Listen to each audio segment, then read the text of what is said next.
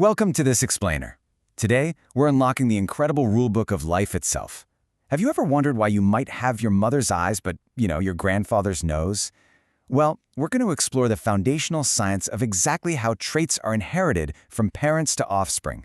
It's a journey into the microscopic codes that determine everything from the color of a flower to human health, and I am absolutely thrilled to guide you through it. All right, let's just dive right in. So it's really one of the oldest core biological mysteries in human history. How exactly are traits passed from generation to generation? And what's absolutely fascinating is that the answer to this massive, complex question, it wasn't uncovered in some high-tech modern laboratory. Actually, surprisingly enough, it was figured out in a quiet 19th century garden. Here is our roadmap for today. We'll cover the origins of genetics, the language of inheritance, Mendel's 3 genetic laws, how to calculate genetic outcomes, the exceptions to the rules, and finally, modern genetic applications.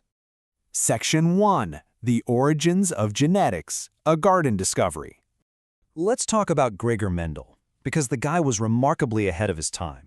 Back in the mid-19th century, he began conducting these highly systematic experiments on garden peas, known scientifically as Piscium sativum.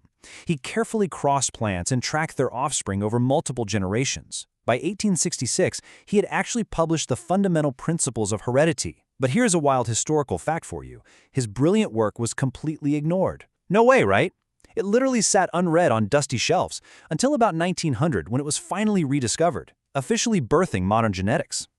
Now you might be wondering, why pea plants? Well, Mendel specifically chose peas for a few highly practical reasons. They grow quickly, they produce a ton of offspring, and crucially, they can self-pollinate or be cross-pollinated. This meant he could tightly control the mating. Plus, they possess these 7 clear-cut, contrasting traits you see right here.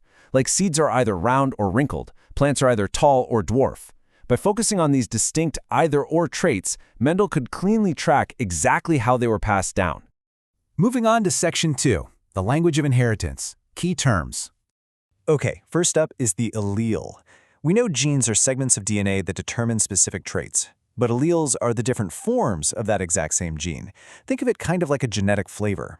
For example, the gene for plant height comes in 2 primary alleles, a dominant one, which we'll represent with a capital T for tall, and a recessive one, represented by a lowercase t for dwarf. A dominant allele expresses its trait even if there's just one single copy present, whereas a recessive allele, that one needs 2 copies to show up. And that brings us to a really crucial comparison, genotype versus phenotype. The genotype is the invisible genetic code hidden inside the cells. It's the actual genetic makeup, like having the alleles capital T or capital T lowercase t. The phenotype, on the other hand, is the physical result you can actually see with your own eyes, like a tall plant or a white flower. So basically, genotype is the blueprint, phenotype is the building. Rounding out our terminology, we have homozygous and heterozygous. When an organism's genotype has 2 identical alleles, like 2 capital T's or 2 lowercase t's, it's homozygous. But if the 2 alleles are different, like 1 capital T and 1 lowercase t, it's heterozygous. Getting a firm grip on these terms makes understanding the actual mechanics of heredity so much easier. Section 3. Mendel's 3 genetic laws. The core rules. All right, here is the crucial rule of 3. Mendel's observations culminated in these 3 foundational laws that govern how discrete units, which again we now call genes, are passed down. Let's just break them down one by one, starting with the law of dominance. The law of dominance essentially states that when an organism is heterozygous, meaning 2 different alleles are present, the dominant allele completely masks the expression of the recessive one. For instance, if a pea plant inherits a capital T for tall and a lowercase t for dwarf, the resulting plant's phenotype is tall. The dominant trait effortlessly hides that recessive one from view. Next up is the law of segregation. This law tells us that the 2 alleles an organism holds for a specific trait must separate, or segregate, when that organism forms gametes, like pollen or egg cells. Because of this split, each gamete inherently carries only 1 allele. It's only later, during fertilization, that these alleles recombine to form the new offspring's paired genotype. Finally, we have the Law of Independent Assortment. This brilliantly illustrates that inheriting one specific trait doesn't dictate inheriting another. The genes for seed shape separate completely independently from the genes for flower color during gamete formation, as long as they're on different chromosomes.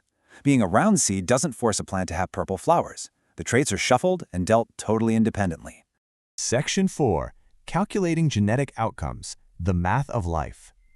So, if we look at a monohybrid cross, which is a cross studying just a single trait, if you cross two heterozygous parents, say a capital T lowercase t with another capital T lowercase t, the laws of probability dictate a very specific outcome. The genotypic ratio will be 1 TT to 2 TT to 1 TT. But visually, because of that law of dominance we just talked about, the phenotypic ratio reliably results in 3 tall plants for every 1 dwarf plant. This 3-to-1 ratio is an absolute cornerstone of basic genetics.